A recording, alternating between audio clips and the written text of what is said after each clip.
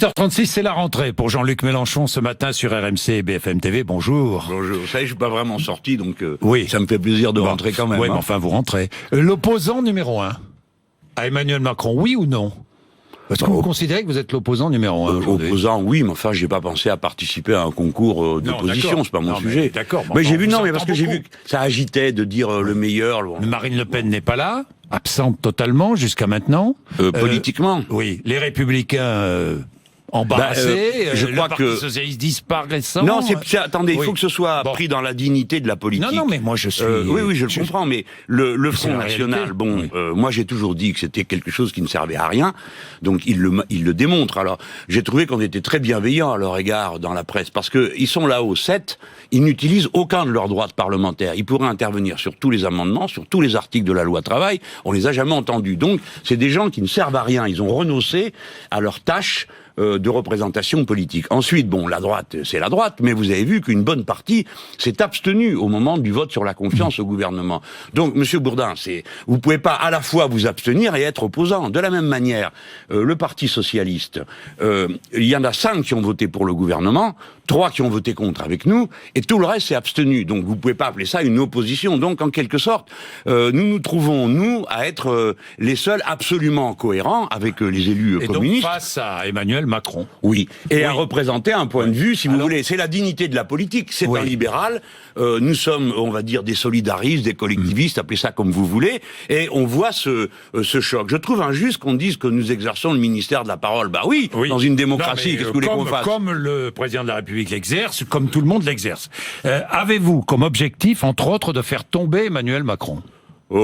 Tomber, c'est l'expression, faire tomber, c'est l'expression de Raquel Garrido, employée chez moi sur RMC vendredi dernier. Oui, alors j'ai vu comment ça s'est passé, parce que comme elle a dit ça dans le mouvement de sa pensée, que je partage, alors du coup j'ai dit, vous voulez le faire tomber, je sais pas, par la foi. Alors elle a dit, non, par les élections. Mais je veux vous remercier, Monsieur Bourdin, parce que à partir de là, beaucoup de vos collègues qui répètent ce que vous dites, mais avec moins de talent que vous, ont dit, Mélenchon et sa bande veulent des élections anticipées. Mais elle a du calme un peu là.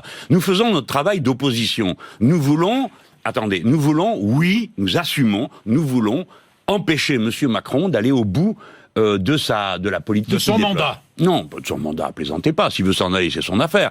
Mais faire tomber sa politique, ça c'est clair. Et oui, en effet, le moment viendra où nos compatriotes vont comprendre qu'ils se sont fait avoir, parce qu'ils n'ont pas voté pour tout ça. Donc vous voulez faire tomber le régime incarné par Emmanuel Macron. C'est pas une nouveauté. On a dit qu'on était pour avant la fin du mandat. Attendez, on a dit que... Mais s'il y a des élections, vous ne me voyez pas avec un bâton aller à l'Élysée... Mais dans la rue. Mais attendez, qu'est-ce que vous êtes en train de dire ? Vous nous voyez aller en manifestation pour dire on va renverser le président et le sortir de l'Élysée ? Non, jamais. Non, ça n'a pas de sens. Nous sommes. Moi, je crois aux élections, non ? Jamais. Pas vous ? Moi j'y crois, évidemment. Il faut dans ce pays, on n'a jamais pris le pouvoir. On a des doutes parfois. Mais pourquoi vous en avez sur moi ? Pas à travers les déclarations que vous faites. Non. Que font vos porte-paroles ? Non, c'est le système. Alors, mais non, c'est pas le système. Monsieur Bourdin. Non. Est-ce qu'on fait la loi dans la rue ? Aussi, oui, c'est vrai, oui. Ça s'est produit que ce que vous appelez la rue, comme tous les grands bourgeois méprisent la rue. Oui, mais nous, ça s'appelle les manifestations, ça s'appelle le peuple. Vous dites la rue. Mais depuis 2 siècles, tout ce qui vient de la rue est méprisé. La liberté est venue de la rue, monsieur. Mais le peuple, la liberté est venue de la rue. Non, mais oui, vous le connaissez, mais... Il faut arrêter de penser qu'il n'y a que vous êtes le seul à connaître le peuple. Attendez. Quand est-ce que j'ai dit ça, monsieur Bourdin ? Non, je viens de comprendre, vous êtes une personne, Monsieur Bourdin. Donc, c'est à vous que je m'adresse. Je m'adresse à vous comme personne. Et je respecte ce que vous dites. Comme vous utilisez des mots, et que je suis un littéraire, mais je le sais, et que je suis un littéraire, je vous reprends. Il ne faut pas avoir du mépris pour la rue. Alors, ne dites pas la rue, dites les manifestations, dites les syndicats, Est-ce qu'à travers vos manifestations... Attendez, j'ai pas fini sur votre précédente question, parce qu'elle était intéressante. D'abord, je vous ai dit que je vous remerciais. Je vous remercie parce que vous avez mis en circulation une idée qu'il pourrait y avoir des élections anticipées, à quoi aucun d'entre nous n'avait pensé. Mais vous les souhaitez ? Je pense si le gouvernement persiste, ça va finir par venir, bien sûr. Bien sûr, parce que les gens n'ont pas voté pour ça. Au premier tour, M. Macron a eu 23% des voix, puisque ensuite il y a eu un deuxième tour arrangé. C'était ça qui était prévu depuis. Arrangé. Oui, mais ça faisait des mois. C'est vrai qu'à 600 000 voix près, vous étiez au second tour. Oui, on aurait viré Madame Le Pen. Vous n'avez pas digéré ça, non ? Bon, digérer, si, c'est la vie démocratique. Oui, enfin, dans la vie démocratique, il faut savoir perdre aussi. Il ne faut pas que savoir gagner. On a des regrets aussi dans la vie démocratique. Oui, bien sûr, j'ai le regret, bien sûr que j'ai le regret. Si j'avais été au deuxième tour, je pense d'abord qu'on aurait éliminé Madame Le Pen, ce qui fait que ça aurait été un événement. Surtout, ça aurait fait mentir tous ceux qui, pendant des mois, nous avaient dit qu'elle serait en tête de tout. Non, c'est bien sûr des regrets, mais qui n'en a pas? Je pourrais vous montrer des milliers de gens qui regrettent que ce soit pas moi le président de la République. Hein. Mais pour revenir à ce que vous disiez, donc, les gens n'ont pas voté. Les gens n'ont pas voté pour ça. N'ont pas voté pour une politique qui favorise les riches. Pardon, mais Emmanuel Macron avait annoncé la couleur dans sa campagne. Non. Comment non? Non, je vous mets au défi. La réforme du Code du travail, non. Non. Tout ce qui est annoncé aujourd'hui sur le RSI, non. Tout ce qui est annoncé sur les travailleurs indépendants, non. Tout ce qui est annoncé deux fois vous dites fiscalement, la même chose, non. Non. Non. Alors, vous m'écoutez? Ou c'est vous qui faites l'avocat du gouvernement? Mais je ne fais pas l'avocat. Mais vous dites... mais laissez-moi développer une idée avant de m'interrompre. Mais allez-y, mais parlez. Bon, allez-y, vous avez la parole. Non. Le président Macron n'a pas dit « je vais réformer le code du travail pour donner tout le pouvoir à l'accord d'entreprise contre l'accord de branche et contre la loi ». Non, il ne l'a jamais dit. Non, il n'a jamais dit « je ferai cadeau à 10% des Français de 46% des baisses d'impôts ». Non, il n'a jamais dit « j'enlèverai la tranche j'enlèverai de l'impôt sur la grande fortune les actifs financiers des gens ». Non, il ne l'a jamais dit. Et d'ailleurs, vous savez bien, je suis en train de le dire là.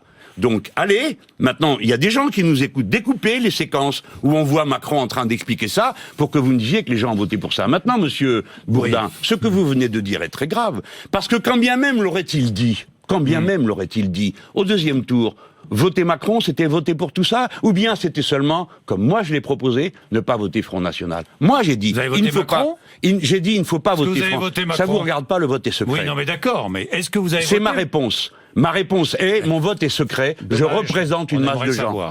Eh bien, qui aimerait savoir? Moi, je suis le et toutes celles et ceux qui... Vous m'avez réussi à m'interrompre une nouvelle fois, mais j'irai au bout de mon raisonnement. Mon raisonnement était donc, au deuxième tour, vous aviez des gens qui appelaient à voter Macron, qui ont donc appelé à voter pour les baisses d'impôts pour les riches, pour le code du travail détruit, etc. Et il y a les gens comme moi qui ont appelé à dire non, pas une seule voix pour le Front National, ce qui n'est pas la même chose. Et c'est maintenant qu'on voit pourquoi j'avais raison de poser le problème comme ça. Car des gens comme M. Bourdin peuvent dire en toute logique à ceux qui ont appelé à voter Macron, vous avez appelé à voter pour ça. Tandis que moi, vous pouvez pas me le dire. Bon, l'inversion des normes. Et voilà pourquoi. Alors l'inversion des normes, même Jean-Claude Mailly, qui était là, a reconnu que dans la loi El Khomri, effectivement, les accords d'entreprise prenaient le dessus sur les accords de branche, mais pas dans la loi votée. Voilà. Alors là, la question c'est quoi? Est-ce que la hiérarchie des normes est inversée ou est-ce que M. Mailly a bien fait de dire ça? Bon. Il y en a d'autres questions. Oui. Laquelle vous préférez? Non. Alors commençons par le fond. Parce que les accords de branche, notamment CDD, notamment CDI de chantier, ce sont les accords de branche qui priment. Voilà. Sur les accords d'entreprise. Oui. Non. Oui. C'est que vous n'avez pas lu la loi. Non, je l'ai lu. Non, mais pardon. Monsieur, les accords de branche... Non, écoutez-moi. Écoutez-moi.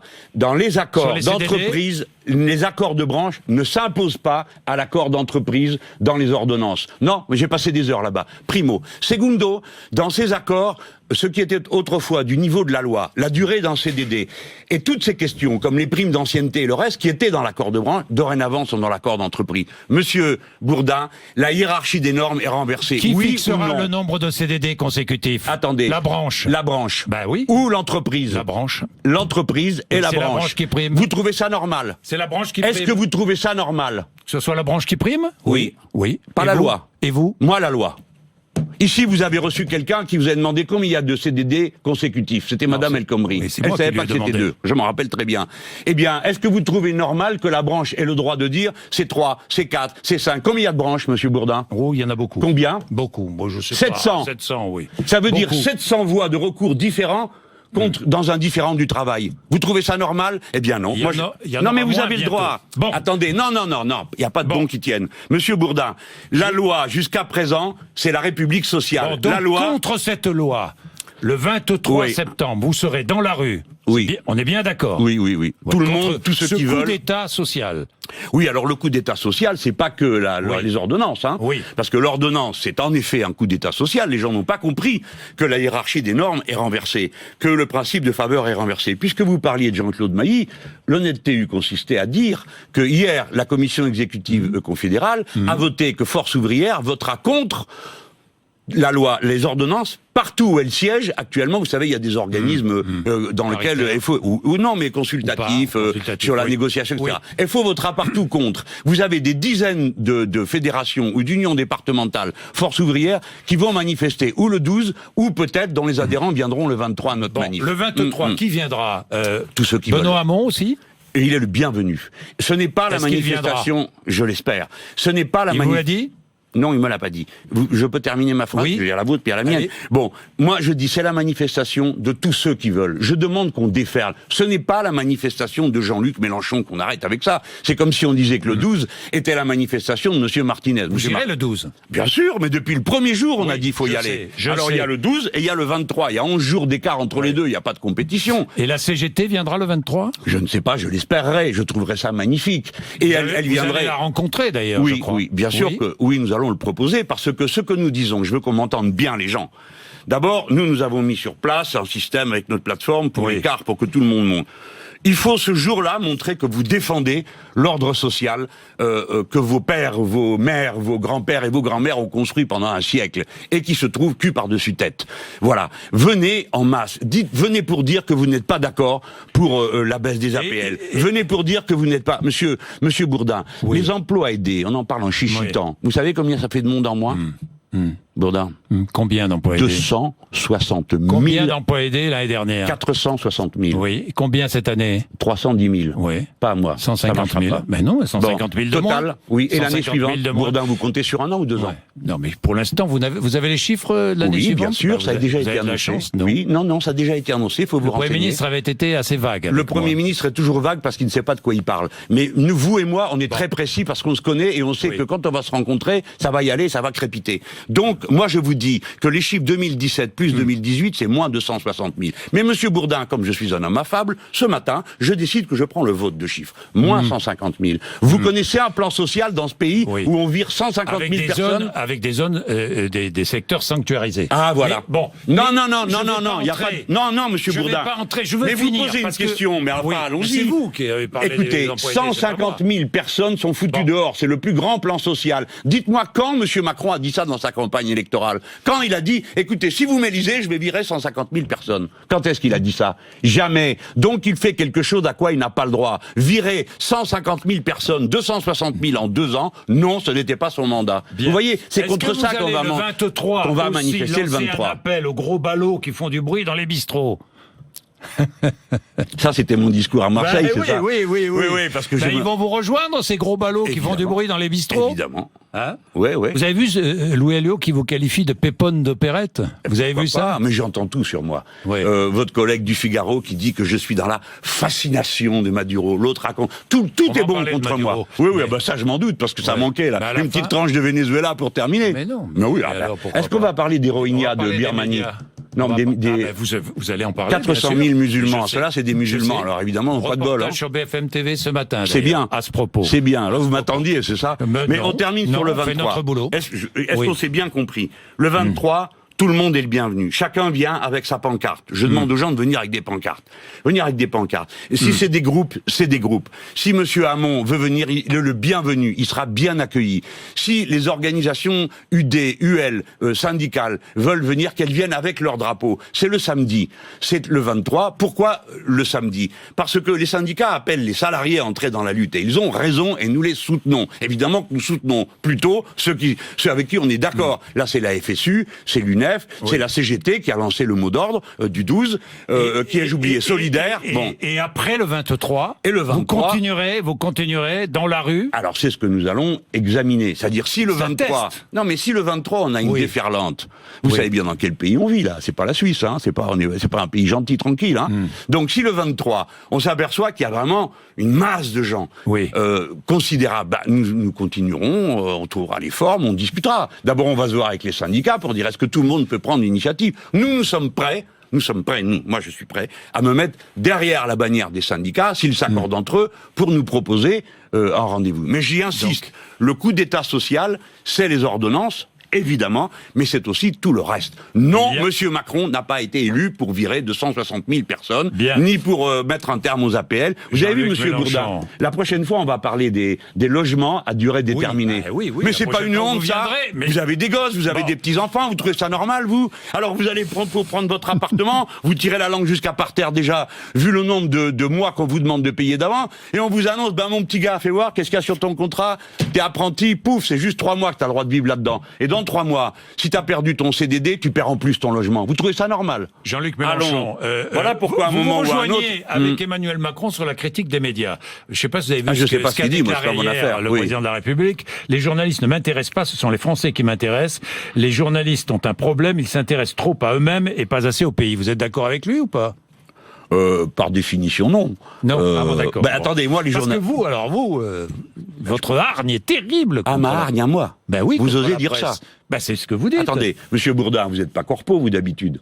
L'autre soir, il y a une... Vous l'êtes pas. Je suis pas ni corpo, ni... Moi, je suis l'autre favorable. Soir, vous allez me dire ce que vous en pensez à la création d'un conseil de l'ordre des journalistes. Parce que vous êtes un peu gonflé de dire que c'est moi qui ai de la hargne contre les journalistes. Ça fait 6 mois que ça dure. Depuis la rentrée, tous les jours, mon nom est mis en pâture. L'autre jour, il y avait une émission. Ils étaient 4 sur le plateau. Les 4 contre moi. Les 4 à expliquer, dont Madame Saint-Cric, dont l'esprit a toujours ébloui tout le monde, que j'ai connu au PS parce qu'on était camarades à cette époque-là, et qui dit que je suis confusion des genres. Je suis un dictateur dangereux. Mais je suis d'accord avec vous, mais je vais vous dire confusion des genres. Vous connaissez Albert Camus? Garrido, par exemple. Oui, par exemple, justement. Confusion des genres. Pourquoi pas Julien Drey? Pourquoi dites-vous rappel Garrido? Parce que vous êtes là. Mon œil. C'est votre porte-parole. C'est pour ça que je vous parle d'elle. C'est pas mon porte-parole. Et Julien Drey, je suis totalement d'accord. Il n'est pas le seul. Il y en a d'autres. d'autres. Très bien, Drey. Il dit des choses très intéressantes. Pourquoi les chroniqueurs, ça serait seulement des experts choisis dans le... j'en sais rien. C'est vous qui avez décidé ça. C'est pas moi.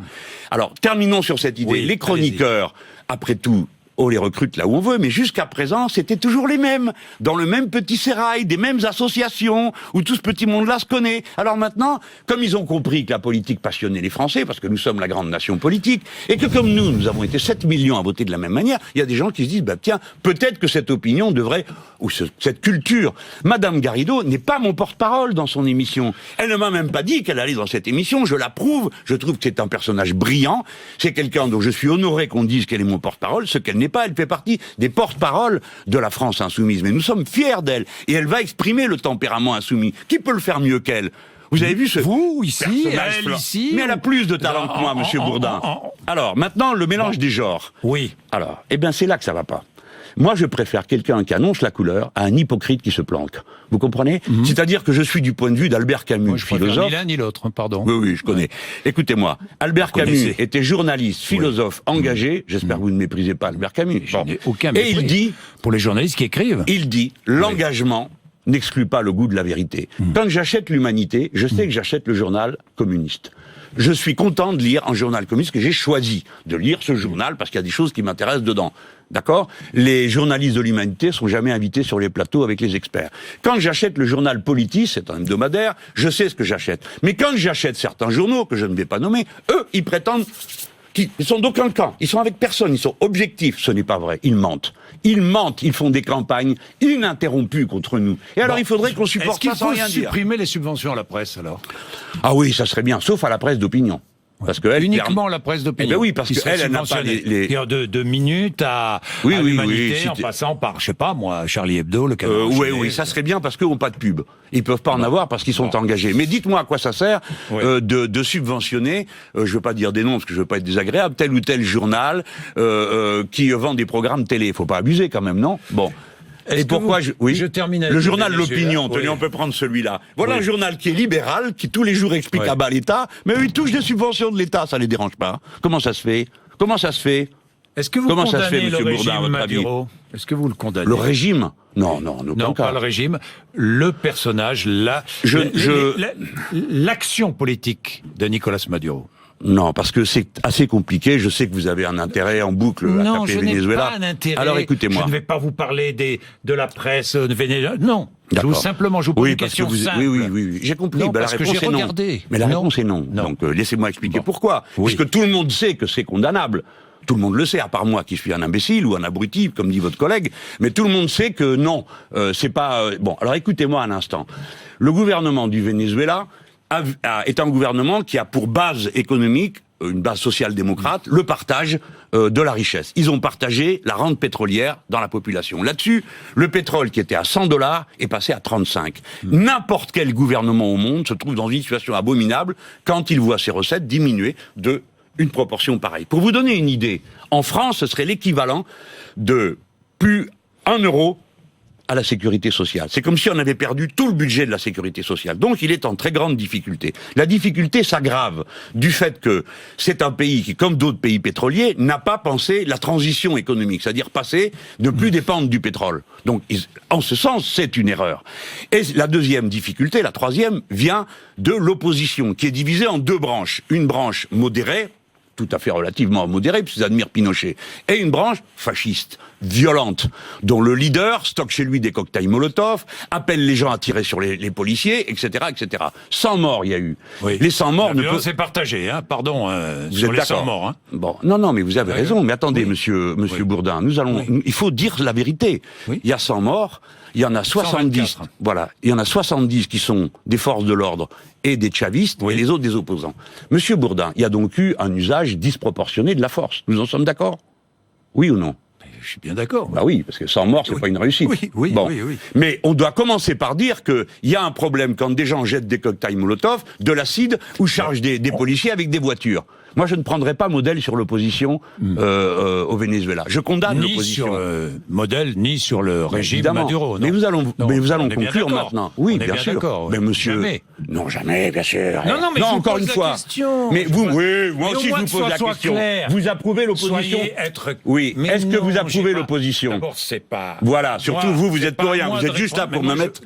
Alors, monsieur, laissez-moi dire maintenant mon argument important. Je vais vous poser une autre question. Je voudrais finir Pourquoi avez-vous parlé d'erreur concernant Maduro et traité Monsieur Cazeneuve d'assassin? Comment peut-on dire les deux choses en même temps? Précisez bien, allez-y, étalez la confiture, monsieur Bourdin. Quelle question? J'ai pas bien compris, redites-le-moi. Parler d'erreur concernant Maduro. Oui. D'accord. Et le comportement du régime Maduro, vous êtes bien d'accord? Non, j'ai pas dit que j'étais d'accord avec les gens qu'on fasse mourir des gens. Hein, d'accord. Mais allez-y, recommencez, qu'on comprenne bien, qu'on entende bien. Non, tout le monde n'a pas bien compris. S'il vous plaît, monsieur Bourdin, répétez-moi. Concernant Maduro, très bien. Vous avez traité monsieur Cazeneuve d'assassin. Non, je n'ai pas traité monsieur Cazeneuve d'assassin. J'ai dit d'ailleurs à l'époque, à mon 11e discours, au moment où son nom m'échappe, ça arrive à tout le monde, j'ai utilisé une périphrase et j'ai dit que le mot était disproportionné. J'ai pas dit que je l'avais traité d'assassin, j'ai dit qu'il s'est occupé d'organiser l'assassinat. Pourquoi? Parce que l'excès de matériel, les tirs tendus, les grenades offensives... Tirs tendus au Venezuela, c'est la spécialité de la police vénézuélienne. Hein. Voilà, la police. C'est quoi? Vous êtes un ignorant, parce qu'il n'y a pas une police, il y a une police d'État, il y a une police fédérale et une police municipale. Alors, les forces de l'ordre, si vous voulez. Voilà. Monsieur, vous avez bien dit ce que vous aviez à dire? Non, alors voilà, monsieur. Combien y a-t-il de gens en France qui sont en prison parce qu'ils ont utilisé de manière disproportionnée la force? Combien? Je ne sais pas. 0. Rémi Fraisse est mort par hasard. À Bure, le gars a reçu une grenade dans sa chaussure par hasard. Personne n'est en prison, aucune procédure. Au Venezuela, il y a 33 policiers qui sont en prison pour usage disproportionné de la force. Il y en a 13 qui sont en procès. Alors, c'est une dictature. Combien d'opposants en prison au Venezuela? Monsieur Bourdin. Je vous pose la question. Vous me parlez des 13 policiers. Mais monsieur Bourdin. Oui. Au Venezuela, les gens qui stockent des armes et des cocktails Molotov vont en prison. Le Venezuela est trop gentil. Je vais vous donner un exemple. Il y a eu un choc putsch électrique, passage à tabac, menace de viol et de mort. Vous êtes sûr? Quand on est opposant et qu'on est en prison au Venezuela. Voilà. D'accord. En Birmanie, c'est un paradis. Au Brésil... Non, mais attendez. Mais vous avez vérifié ça? Où c'est écrit? Où vous l'avez trouvé? Dans le rapport de l'ONU. Voilà. Alors, si c'est le rapport de l'ONU, je suis d'accord avec l'ONU et je dis que c'est pas bien et je ne suis pas d'accord. Ça vous va? Qu'est-ce que vous voulez de plus de moi? À quel moment pensez-vous qu'un homme comme moi va dire je suis d'accord avec des méthodes brutales? Mais je vous répète, 33 policiers qui sont en prison là-bas, 13 qui sont en procès, 0 ailleurs. Quand Madame Merkel interdit un site d'extrême gauche en Allemagne parce qu'elle l'accuse d'utiliser des cocktails Molotov et d'appeler à ça, c'est exactement ce que fait Maduro contre certains blocs. Qu'est-ce qui se passe? Vous expliquez que Madame Merkel est un tyran et un dictateur? Est-ce que vous expliquez que Monsieur Cazeneuve est un tyran et un dictateur parce qu'il a fait tirer sur des gens dans la nuit? Qui est-ce qui a donné les ordres? Qui est-ce qui a donné les ordres? Quand on est en politique, on assume. D'accord? C'est au ministre de l'Intérieur d'assumer. C'est pas au gars qui est sur le terrain et qu'obéit. Parce que le système des NAS, et je mets en garde, vous recommencez pas le 23 et le 12 à nous palper, à nous fouiller et à laisser passer des gens qui détruisent tout. Nous n'avons rien à voir avec ces violences et nous prendrons nos dispositions pour nous protéger. Je lance un appel à tous ceux qui veulent être avec nous le 23. Vous ferez preuve d'une discipline magnifique, d'un sang-froid exemplaire pour montrer que nous sommes la force. Le peuple n'a pas besoin d'être violent parce qu'il est le plus nombreux. Merci Jean-Luc Mélenchon. Il est 9h01, on a un peu débordé, mais c'était enflammé, passionné, c'est toujours le cas. Merci. Oui.